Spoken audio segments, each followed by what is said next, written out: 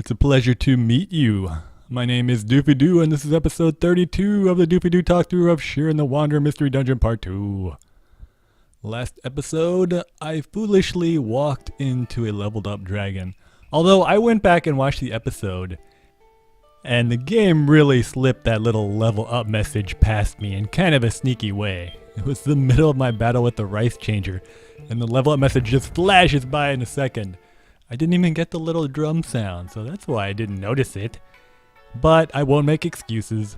To be fair, I saw that the dragon was purple instead of green, and I still took a step towards it. And I shouldn't have done it even if it was green, because that was lazy gameplay. So, you win this round, Shiren the Wanderer. I was being silly. Hey, she's working. Oh, she got hurt. Show me your hand, baby. Shiren will make it all better. Seriously though, honey. Usually when I get a really deep cut, you know what makes it all better? Eating a leaf. Yeah, I'm serious. Just eat a leaf. It'll be totally healed. What kind of sweatshop is that Smith running? I'm gonna report him to the authorities. Cutting up my sweetie. Alright. Man, that was awkward, Pants Weasel. I couldn't really complain about that dragon cheap-shotting me because she was kind of injured. So, hey, pressable jar. I'm going to take a risk. It's a walrus jar. Normally, as I did in my rescue mission, if I find a pressable jar, I would go somewhere where there's only 2 empty spaces next to me, because if it's a monster jar, there's only space for 2 monsters to come out as opposed to like 4 or 5. But if 4 mammals popped out, I think I could get away on this floor. Alright, last time I died because I was being foolish, and you would think that I would slow down and take things a little more easy this run, right? No, that's not the way my brain works. When I die from something foolish, I am such a contrarian that hiding jar, that I ignore my own brain. My own brain is like, wait, Doofy, you should slow down and be more careful. Last time you were kind of careless and you got killed early on. My brain's like, I'm not listening to you, other part of my brain. I'm gonna be even crazier. So I am probably just gonna rush through this first part of Boopa's cave if I know my own brain well, and I know it pretty well. But hopefully I will calm down. For some reason, whenever I die from something silly, I'm just even more careless the next run. Sometimes I even do speed runs through Boofa's Cave, and it's pretty sad, but I almost always make it like floor 13 or 14, just doing stair runs and just throwing meat at everything the first time I see it, trying to go as quick as possible. So dying that early last run is kind of sad. Means I'm out of practice. Anyway, let's get back to the discussion. I believe I was talking about, the numbering system of the Shiren series. So it's confusing because the original of this is Mystery Dungeon 2, the second Mystery Dungeon game, but the sequel to it is also a 2. It's Shiren 2 for the Nintendo 64. And then after that, we continue in the canon line to the Wii Shiren, Shiren 3, which was also ported to the PSP. Shiren 4 for the DS after that, again ported to the PSP. And the last entry is Shiren 5, so far only for the DS. They haven't ported that one to the PSP yet. I don't have a lot of experience with the sequels to this game, other than the Wii game, and I do know quite a bit about Shiren DS2, which is another 2. So I said before there were 3 branches off of the original Super Famicom game. It was so popular. First branch, canon branch, Shiren 2 for the Nintendo 64.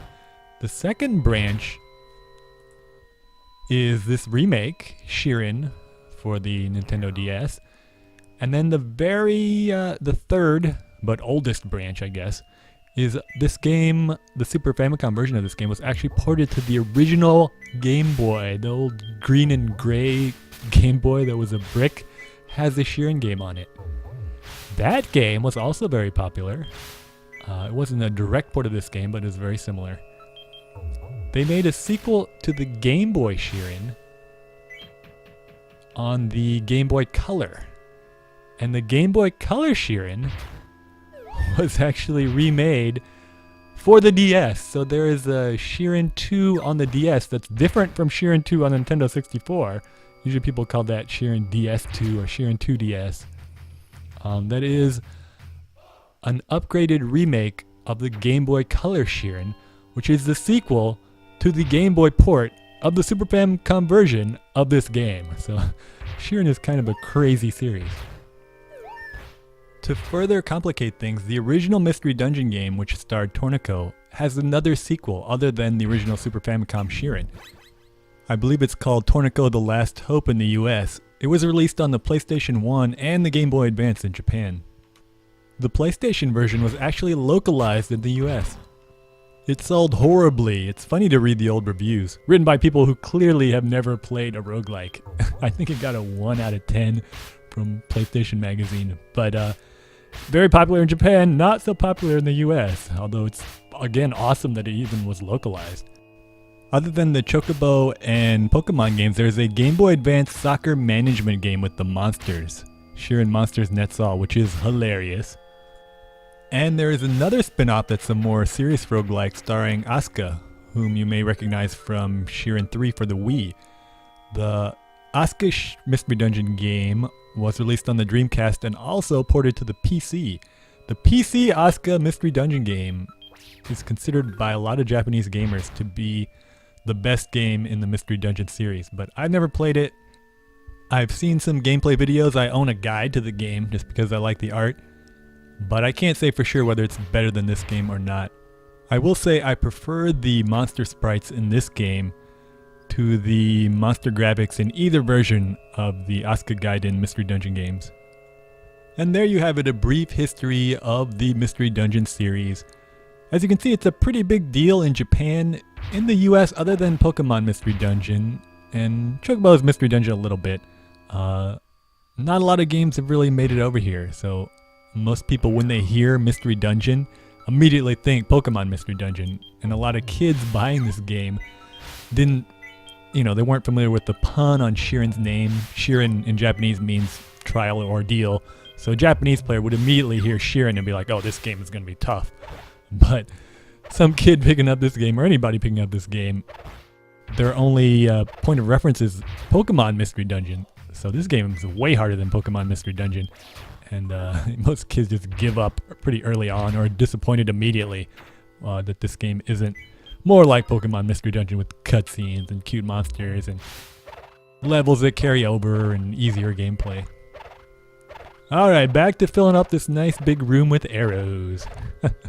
While I do that, I'd like to get to the third quality of good monster design. We already said the monster should be simple and deep, should be coherent and logical.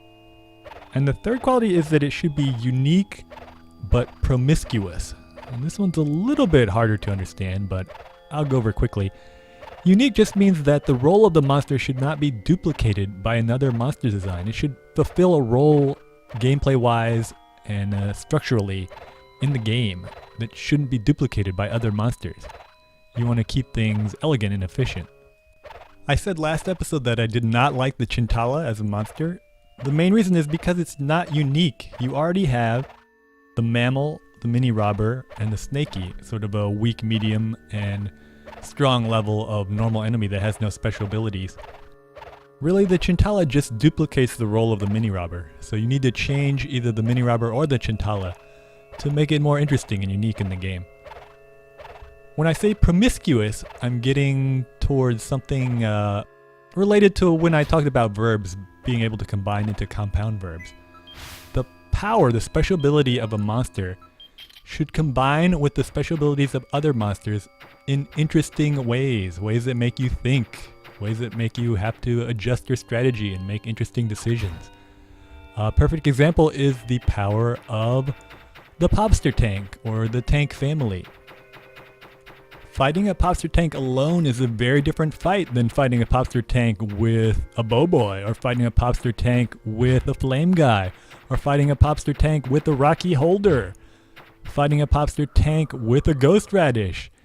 All of the... Kron's winds are blowing.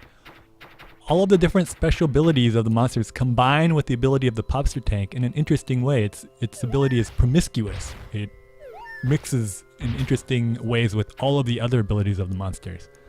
a lot of the enemy designs in other Shiren games, especially Shiren 2 DS, so that's the remake, remember, of the Game Boy Color Shiren, are not promiscuous. Their abilities affect the inventory of Shiren, but that doesn't really combine with the other abilities of the monsters in interesting and funny ways, honestly. So that's something important to keep in mind. Alright, looks like I'm about to run out of time here. The wind's blowing again. I'm going to do something I've never done before and ask for your help, loyal viewers. What powers would you give the 4 promotion levels of the Chintala to fix the design? Remember keeping it simple and deep, coherent and logical, and unique and promiscuous. I'll talk about any ideas I get and my own ideas next time on Shiren the Wanderer. In my runs, I'm always frustrated when that armless cat headbutts me. Sure, it looks cute when it snores, but I say it could be so much more. Chintala, why are you so boring? The mini-robber already does what you do. My brain's like, I'm not listening to you, other part of my brain.